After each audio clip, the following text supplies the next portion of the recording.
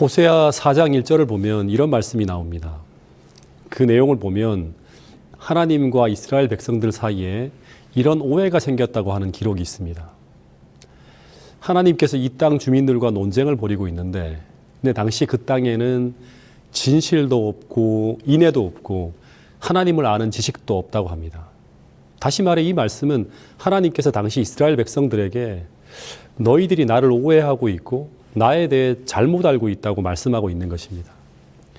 근데 이 글은 북방 이스라엘 마지막 선지자인 호세아 선지자의 증언입니다. 그래서 이 증언을 보면 멸망 직전 그때 북이스라엘의 모습은 하나님에 대한 오해로 가득 차 있었다고 증언하고 있었습니다.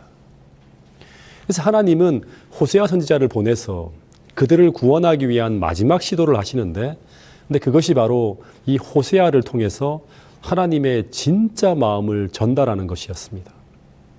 그러나 호세아서를 읽어보면 이 북이스라엘은 끝끝내 하나님이 어떤 분인지를 알지 못했고 그 결과 멸망했다고 하는 것입니다.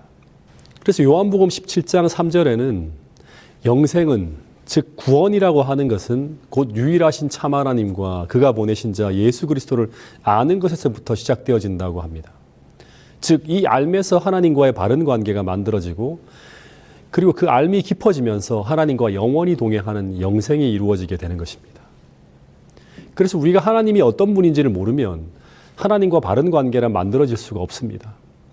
그래서 예수님이 이 땅에 오신 목적도 이 하나님에 대한 오해로 가득 찬 세상에서 하나님과 이 세상 사이에 이 오해를 풀기 위해 오신 분이 바로 예수님이라고 합니다. 다시 말해 하나님이 어떤 분인지를 알려주기 위해 이 땅에 오신 분이 바로 예수님이시라고 말씀하고 있는 것입니다. 제가 목회 1년차 때 당시 청소년 부장님으로부터 전화를 받았습니다. 사모 수양회 때 쓸 건데 사모님에게 전할 메시지를 담은 영상물을 하나 준비하라고 하는 것입니다. 결혼하고 난 이후 그때처럼 아내에게 고마운 적이 없었는데, 그런데 그때처럼 아내를 소홀히 대한 적도 없었습니다. 그래서 참고 참다가 제 아내가 제게 하는 말이 난 이제 당신을 포기했다는 것입니다. 그러면서 하는 말이 그러나 이제는 괜찮대요. 왜냐하면 이제 예수님이 자신의 남편이 되어주기로 했다고 하는 것입니다. 그런데 이 말을 들을 때 저는 정말 너무 섭섭했습니다. 왜냐하면 저의 마음속에 아내에 대한 고마운 마음이 변함이 없는데, 변함이 없는 정도가 아니라 내가 이때만큼 아내에게 감사하고 고마워하는 때가 없는데, 근데 아내는 제 마음을 보지 못하고 오해하고 있는 것입니다. 근데 아무리 제가 말로 위로하고 제 진심을 표현해도 안 먹히는 것입니다. 그래서 이참에 그 오해를 풀기 위해 제가 서재의 문을 닫아 걸고 내 진심이 담긴 영상 편지를 만들었는데, 근데 그 내용을 보면 도대체 어떻게 하면 내 속에 담긴 이 진심을 보여줄 수 있을까를 고민하며 장고 끝에 단어 하나하나를 선택하며 아주 정성스럽게 그 작업을 완성해 나갔습니다. 여러분, 그런데 마찬가지로 하나님도 우리에게 어떻게 하면 당신의 그 진심을 보여줄 수 있을까를 고민하며 그 단어 하나하나를 선택해서 정성스럽게 편지를 써서 우리에게 보내신 것이 바로 성경이라고 하는 편지입니다. 어쨌든 드디어 그 완성된 작품을 사모소양의 담당자에게 보냈고, 그리고 그 영상은 드디어 그 당일날 서중환 앞에 전체 사모님들이 모인 사슴의 동산 강당에서 대형 스크린을 통해 공개되어집니다. 그런데 그 내용은 지금 아내의 상황 속에서 벌어지고 있는 모든 상황들을 해석해주는 제 마음이 담긴 글들입니다. 지금 왜 내가 이렇게 살고 있는지, 그리고 내가 아내에게 얼마나 감사해하고 있고 얼마나 고마워하고 있고 얼마나 사랑하고 있는지를 쭉 적었습니다. 마찬가지로 하나님도 우리에게 어떻게든 당신의 진심을 담아 이 성경이라고 하는 편지를 통해 우리에게 당신의 그 마음을 보여주려고 최선을 다해 노력하고 계신다고 하는 것입니다. 그러나 우리는 때때로 우리 삶에 벌어지는 여러 가지 사건들을 보면서 하나님을 오해하는 경우가 참 많이 있다고 하는 것입니다. 하나님은 나를 버렸다고, 하나님은 나에게 관심이 없다고. 그러나 그때마다 하나님은 지금 돌아가는 상황 말고 지금 내 주변에 나타나는 현상 너머에서 너를 생각하며 너를 위해 일하시는 그 하나님의 모습을 보라고 하는 말씀들이 성경에 담겨 있습니다. 다시 말해 그 하나님의 진짜 마음을 성경을 통해 해석해내라고 하는 것입니다. 그런데 구약 당시 이스라엘 백성들은 하나님을 어떻게 오해하고 있었을까요? 당시 이스라엘 백성들이 생각하는 하나님은 이방신들과 크게 다르지 않은 하나님이었습니다. 즉 말로는 하나님은 사랑이라고 말은 그렇게 하지만 그들이 생각하는 하나님은 그런 성경에서 말하는 그런 하나님이 아니라 나하고 똑같은 품성을 가진 하나님, 성경적 하나님이 아니라 내 품성과 내 관념으로 그려진 그런 하나님을 당시 이스라엘 백성들은 하나님의 품성이라 생각하고 있었다고 합니다. 미가서 6장 6절부터 8절에 보면 어떤 사람이 이런 고민을 하며 하나님께 기도하고 있습니다. 그런데 그 고민은 이것이었습니다. 하나님으로 하여금 나를 더 사랑하게 하기 위해, 나를 더 축복하게 하기 위해 내가 무엇을 더 드려야 될까를 고민하고 있습니다.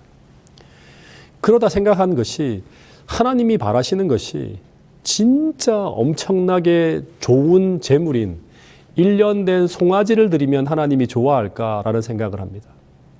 그러다가 천천의 수양이나 만만의 강수 같은 기름을 기뻐하실까 하다가 심지어 이방인들이 하는 것처럼 자신에게 가장 소중한 내 맏아들을 인신공양으로 하나님께 드리면 나를 더 사랑해 주시고 나를 더 축복해 주실까 하는 생각까지 하는 것입니다.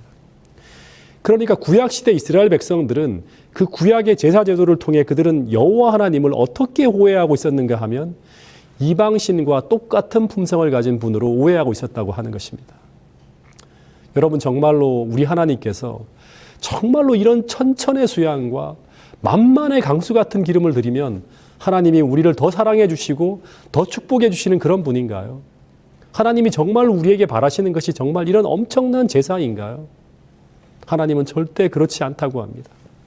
그래서 호세아 6장 6절에 보면 나는 인애를 원하고 제사를 원치 아니하며 이런 번제보다 이런 천천의 강수 같은 기름과 만만의 수양보다 먼저는 너희가 하나님을 진정으로 알기를 원하신다고 말씀하고 있습니다.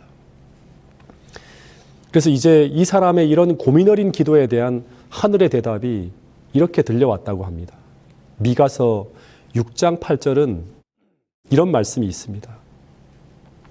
사람아 주께서 선한 것이 무엇임을 내게 보이셨나니 하나님이 진짜 바라시는 것이 무엇인지 내게 보이셨는데 그것이 무엇인가 하면 여호와께서 내게 구하시는 것은 그런 것이 아니라 천천의 기름과 만만의 강수 같은 기름이 아니라 오직 공의를 행하며 인자를 사랑하며 겸손히 내 하나님과 함께 행하는 것이 아니냐라고 말씀하고 있습니다.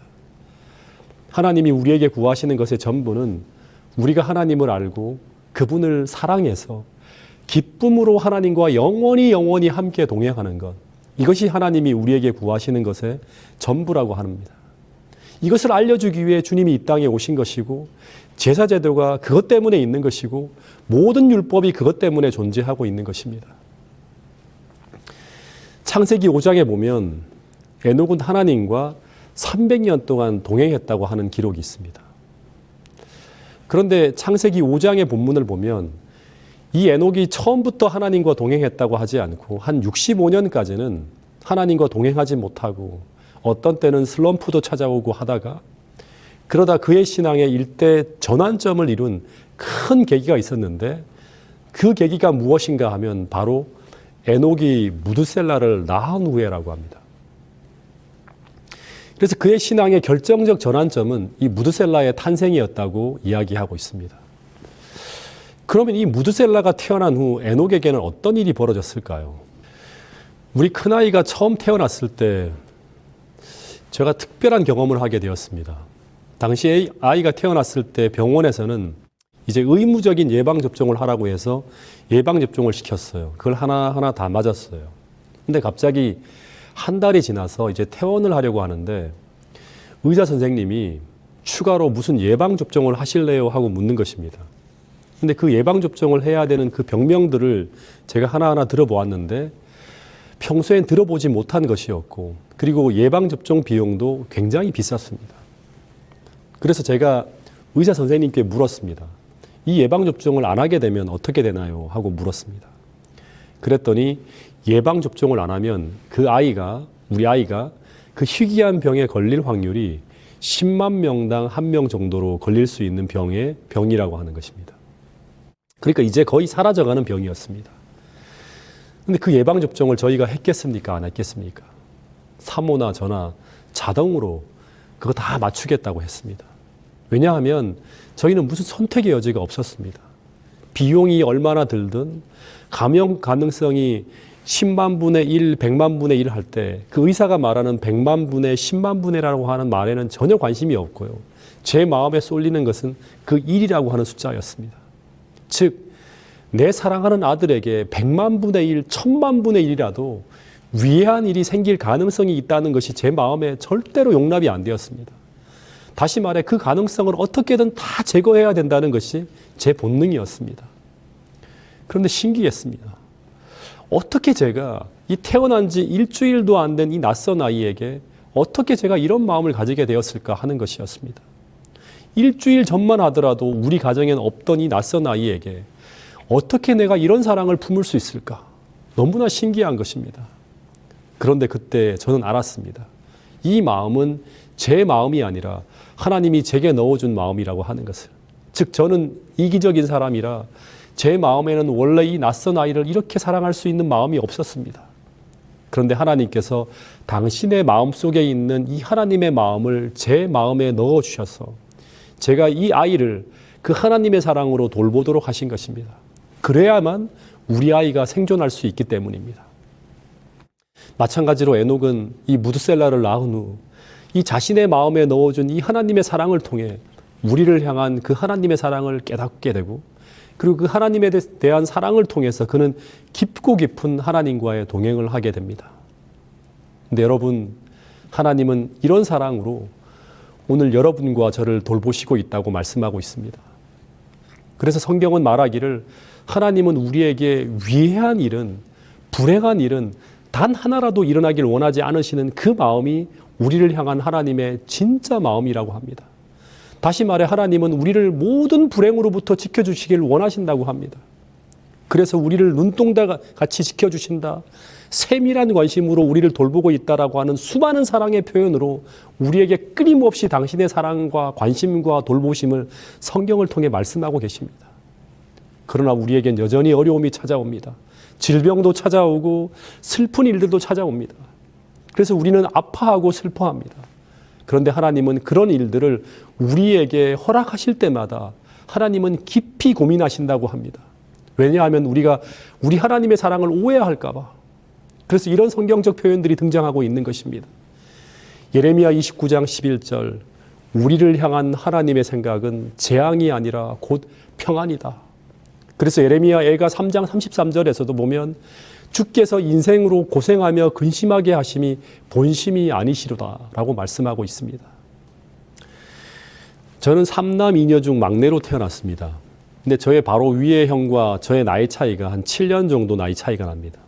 그러니까 제가 중학교 올라가면 형은 이미 대학생일 만큼 나이 차이가 나는 것입니다. 근데 제가 이제 중학교에 올라가서 학교에서 필요한 것들을 하나씩 구입을 해야 됐었는데 그 중에 하나가 뭐냐 그러면 체육복이었습니다. 그래서 어머니께 체육복이 필요하다고 사야 된다고 하니까 어머님이 체육복이 집에 있다고 하시면서 꺼내주시겠다고 하는 것입니다. 그러시더니 깊은 농 속에 꽁꽁 숨겨 놓으셨던 그 7년 터울에 형이 입던 것을 꺼내서 저에게 주시는 것입니다. 근데 그것을 보는 순간 짜증이 났어요. 사이즈도 안 맞고 형은 크고 저는 작거든요. 그리고 양쪽 팔끝은 실밥이 풀어져서 너덜너덜한 그 옷을 저에게 주시면서 저보고 입으라고 하시는 것입니다. 정말 기가 막혔습니다. 근데 더 심한 것은 옷 색깔이 원래는 곤색인데 근데 그 옷이 색이 바래지면서 검은색도 아니고 파란색도 아니고 완전히 희한한 빛깔의 체육복을 꺼내서 저에게 입으라고 주시는 것입니다. 근데 어머니가 주시니 어쩔 수 없이 그 체육복을 입고 체육 시간에 나가게 되었는데 근데 체육복을 입고 체육 시간에 나가면 정말 저 혼자 다른 학교 체육복을 입고 나온 것처럼 탁 튀었습니다. 그러면 꼭 짓궂은 친구들이 제게 묻는 것입니다. 뭐라고 묻는가 하면 야 그거 몇 년 된 옷이냐? 그거 우리 학교 체육복 맞냐?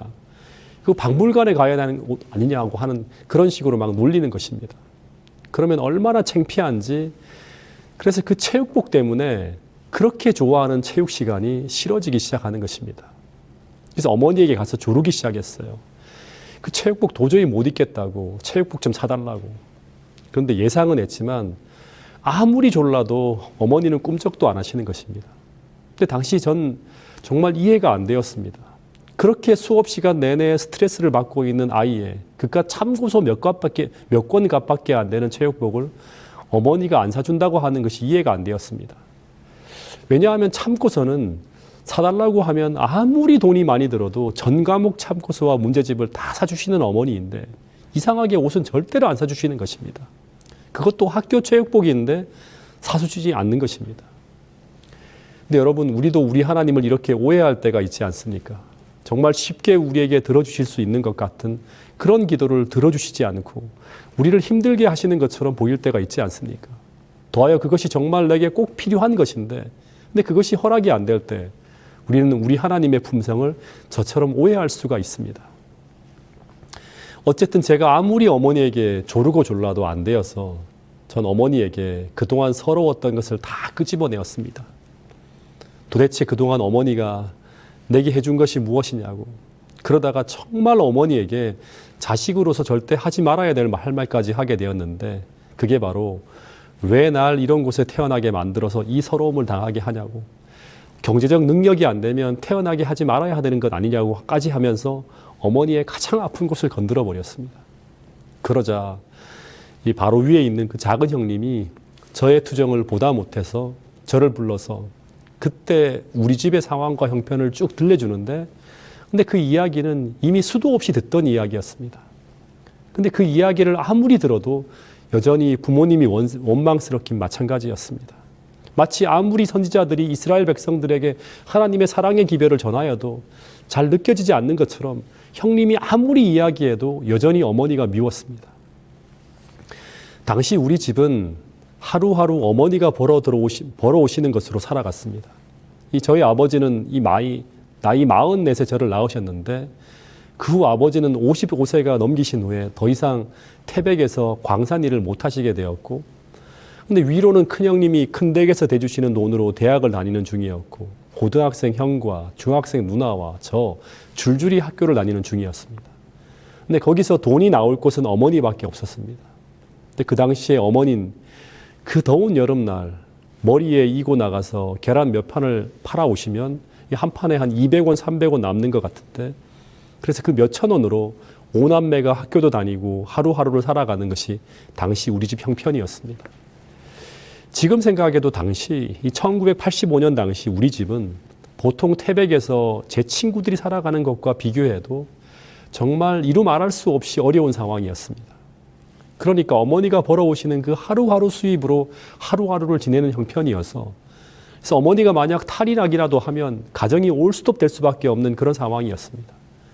그럼에도 불구하고 어머니는 생활비가 쪼들리면 어머니는 그 지친 몸으로 저녁엔 남의 집 빨래와 식당 일까지 하시면서 우리 뒷바라지를 해오셨습니다. 그런데 그런 형편인데도 정말 놀라웠던 것은 어머니는 혹시 제가 공부하는데 걱정할까 봐 그런 내색 전혀 안 하시고 문제집 사달라고 하기만 하면 그냥 두 말 않고 다 사주시는 것입니다. 그래서 당시 전 과목 문제집과 자습서를 다 갖추고 공부하는 친구는 당시 우리 반에 몇 안 되었습니다. 그 중에 한 사람이 바로 저였습니다. 몇 번은 자습서가 필요하다고 돈을 달라고 했는데 돈이 없으시면 잠깐 기다리라고 한 후에 빨리 옆집에 가서 돈을 빌려서라도 사주셨습니다.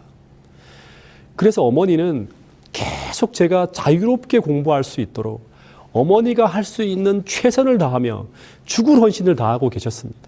근데 전 그것을 느끼지 못하고 알지 못하기 때문에 이스라엘 백성들처럼 조금만 힘들고 불편해지면 조금만 우리 생애에 어려움이 찾아오면 계속 원망하고 불평하는 것이었습니다. 근데 중학교 1학년 여름방학 때였습니다. 이날을 저는 잊지 못합니다. 어느 날 저녁이었는데 해가 뉘엿뉘엿 져가는 그런 저녁 시간이었습니다. 친구들하고 하루 종일 놀다가 시원한 쭈쭈바를 하나씩 입에 빨면서 집으로 돌아오고 있었는데 어머니가 계란을 팔기 위해 계란을 이고 동네 집집을 돌아다니시는 모습을 제가 보게 됩니다. 맨날 보는 모습이었는데 근데 저는 그 어머니의 그 모습이 너무나 남루해서 보기 싫었습니다. 그래서 어머니의 그 초라한 행색이 보기 싫어서 어머니가 들어간 집을 빨리 지나치면서 빠르게 옆으로 지나가려고 했습니다.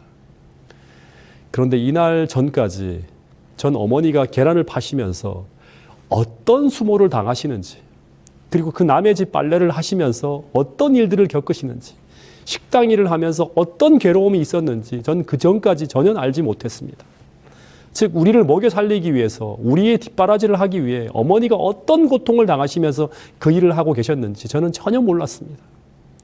마찬가지로 여러분, 우리가 회심하지 않으면, 성령께서 그 하나님의 사랑을 우리 마음에 부어주시지 않으면 우리는 우리 하나님께서 어떤 희생과 사랑으로 우리를 돌보아 오셨는지, 그리고 지금도 우리를 어떤 희생과 사랑으로 우리를 돌보시고 계시는지 우리는 전혀 모를 수가 있다고 하는 것입니다. 그래서 우리는 그 하나님의 사랑과 희생에 대해 전혀 감사하지 않습니다. 그런데 그것을 알게 되는 것이 바로 거듭남이라고 하는데, 그것은 바로 우리 인생이 철이 드는 것입니다. 근데 그날 저는 어머니가 들어간 그 집을 빠르게 지나다가 그 집에서 들려오는 큰 소리를 들었는데, 어떤 이 담벼락에 보면 블록이 있는데 그 블록을 통해 저는 어머니와 한 젊은 세대기 마당에서 큰 소리를 내며 싸우는 소리를 듣게 됩니다. 한 30대쯤 되는 여자인데 자신의 어머니 뻘되는 우리 어머니에게 막 소리를 지르면서 뭐라고 야단을 치는 것입니다. 근데 그 내용은 지난번에 계란의 상태가 하나같이 좋지 않았다고 하는 것입니다. 그러면서 어머니에게 어떻게 이런 계란을 돈을 받고 팔 수 있느냐고 하면서 어머니에게 이 아줌마가 양심이 있어야지 하면서 큰 소리를 지르는데, 근데 어머니는 그 젊은 여자 앞에서 마치 큰 죄인처럼 아무 말도 못하고 머리를 숙이고만 있는 것입니다. 근데 그 어머니의 모습이 사춘기 소년의 마음에 잊을 수 없는 장면이 되어 담겨버렸습니다. 그 어머니가 한참 타박을 당하는 후에 그 집에서 나오는 모습을 보았는데, 순간 어머니의 그 지친 표정과 햇빛에 그을린 고단한 얼굴과 머리에는 팔지 못한 그 무거운 계란을 머리에 이고 나오는 그 모습을 보는데 그냥 가슴이 미어져서 더 이상 볼 수가 없었습니다. 그 당시 어머니가 나는 모르고 있었지만 내가 보지 못하는 곳에서 나를 위해서 얼마나 고단하게 일을 하고 계셨는지를 알게 되면서 저는 정말 그 자리에서 피를 토하고 죽고 싶었습니다. 그때부터 그 참고서 한 권과 내가 입고 있는 옷 하나가 완전히 다르게 보이기 시작했습니다. 내가 그동안 무슨 짓을 하고 살아왔는가. 입에 물고 있는 아이스크림의 단맛은 다 사라졌고 전 집으로 뛰어 들어가서 그 연탄 창고에서 머리를 쳐박고 계속 울었습니다. 마치 베드로처럼, 베드로가 그 겟세마네 동산에서 그동안 그가 무슨 짓을 하고 있었는지를 비로소 알게 되었을 때 그는 그 자리에서 통곡하며 죽고 싶어 했던 것과 같은 마음이었을 것입니다. 저녁 내내 창고에서 울고 또 울었습니다. 그런데 어머니의 이러한 사랑의 모습을 바라보게 되었을 때, 다시 말해 그냥 피상적으로 보여주는 그런 사랑이 아니라, 형님에게서 들은 그런 이야기가 아니라 내가 직접 눈으로 본 사랑, 이 바닥에서부터 느껴오는 그 어머니의 진짜 나를 향한 사랑과 어머니의 진심을 보게 되었을 때 제 삶은 180도 달라지게 되었습니다. 저는 그때 결심하고 또 결심하였습니다. 더 이상 어머니를 슬프게 하지 않겠다고. 그래서 고등학교 졸업할 때까지 그 당시 중고등학생 거의 절반 이상이 술과 담배와 또 당구장을 출입하는 그 시기, 전 어머니를 생각하면서 술, 담배, 당구장에는 절대 들어가지 않았습니다. 여러분, 우리가 정말로 거듭나게 되면 하나님의 율법을 우리는 이렇게 지키게 됩니다. 그리고 또 하나, 어머니를 기쁘게 해드릴 수 있는 것이 무엇일까 생각했는데 하나밖에 없더라고요. 저는 공부를 하기 시작했습니다. 그래서 그때부터 제 생활 기록부를 보면 중학교 1학년, 중학교 2학년 초까지 변화가 없던 그 성적이 그냥 올라가는 것이 아니라 폭등을 합니다. 단 1년 만에 미치도록 공부를 한 것입니다. 모든 사람들이 놀라는 일이 벌어진 것입니다. 그때 누구든지 제게 왜 이런 일이 벌어졌는지를 물어보면 저는 무조건 어머니를 기쁘게 해드리기 위해서라고 말을 합니다. 그래서 저는 그 교장 선생님이 주시는 표창장을 교회대회에서 나가서 받아오면 제일 먼저 어머니에게 달려가서 갖다 드렸습니다. 그러면 어머니가 너무나 행복해하며 동네 사람들에게 자랑을 하시는 것입니다. 그러면 저는 그 모습이 너무나 행복했습니다. 다시 말해 어머니가 행복해하는 모습이 저의 기쁨이고 어머니가 즐거워하는 모습이 저의 행복이었습니다. 그런데 왜 이런 일이 벌어졌을까요? 그 하나님의 사랑을 깨달은 에녹처럼 이때부터 어떻게 하면 이 받은 사랑을 조금이라도 갚을 수 있을까? 다시 말해 에녹처럼 어떻게 하면 내 어머니를 기쁘게 할 수 있을까가 그때부터 제 인생의 목적이 되었기 때문입니다. 근데 이 모습이 바로 십자가에서 거듭난 모든 그리스도인들의 모습이라고 합니다. 사도행전에 나오는 모든 사람들은 전부 십자가에서 나를 위해 주님께서 어떤 사랑을 우리에게 베풀어 주셨는지를 직접 경험으로 깨달은 사람들이었습니다. 즉 그들의 가슴에는 모두 십자가의 사랑이 불타오르고 있는 그런 사람이 바로 초기 교회 성도들의 모습이었습니다. 그래서 그 사랑이 오늘 우리 마음에 성령을 통해 부어지고 있다면 우리는 히브리서 11장 5절의 에녹처럼 이런 삶을 살게 된다고 말씀하고 있습니다. 믿음으로 에녹은 죽음을 보지 않고 옮겨졌으니 하나님이 그를 옮기심으로 다시 보이지 아니하였느니라.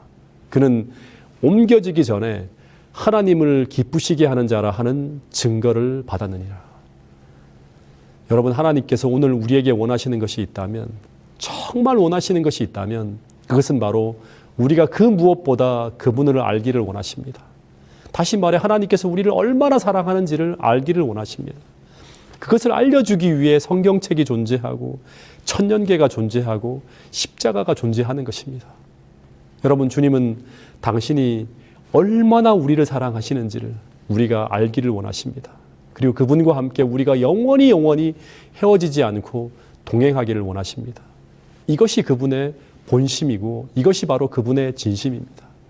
이 사랑이 영원히 여러분의 마음에 불타올라서 평생 신앙하는 것이 행복한 사람, 평생 그분과 동행하는 것이 행복한 그런 사람들로 우리 모두가 변화되어지길 간절히 바라면서 오늘 말씀을 마치겠습니다.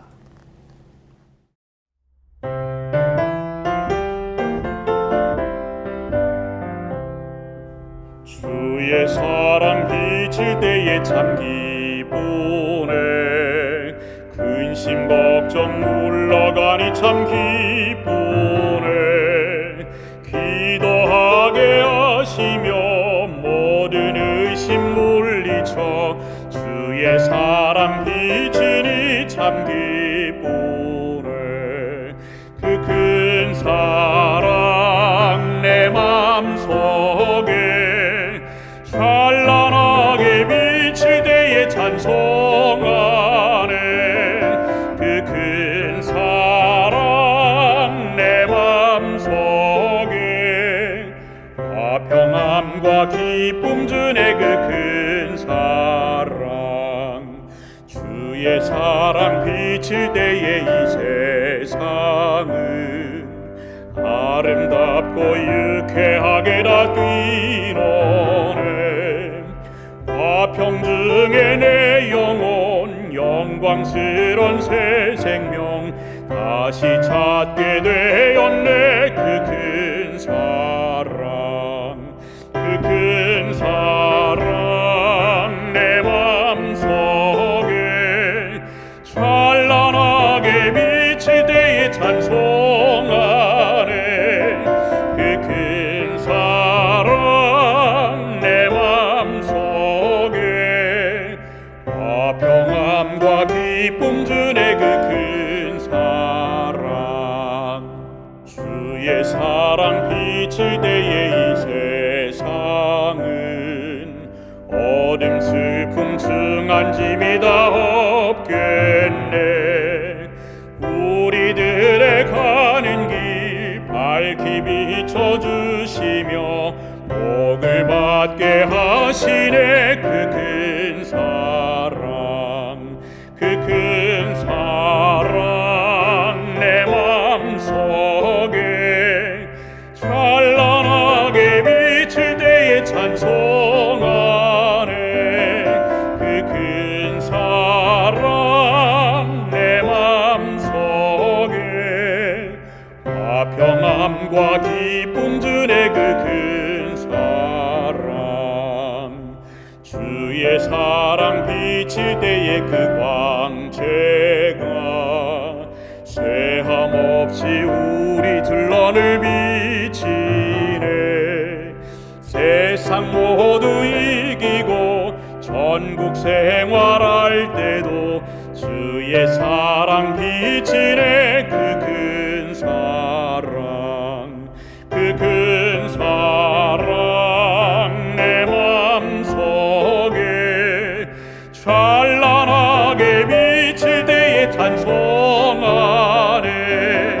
그 큰 사랑 내 맘속에 화평함과 기쁨 주네. 그 큰 사랑.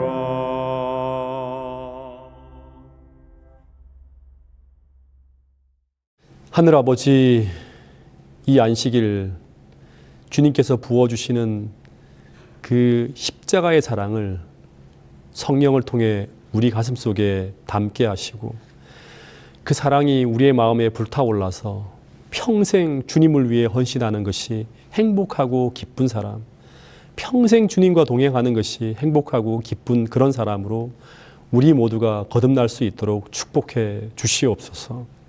예수님 이름으로 기도드렸습니다. 아멘.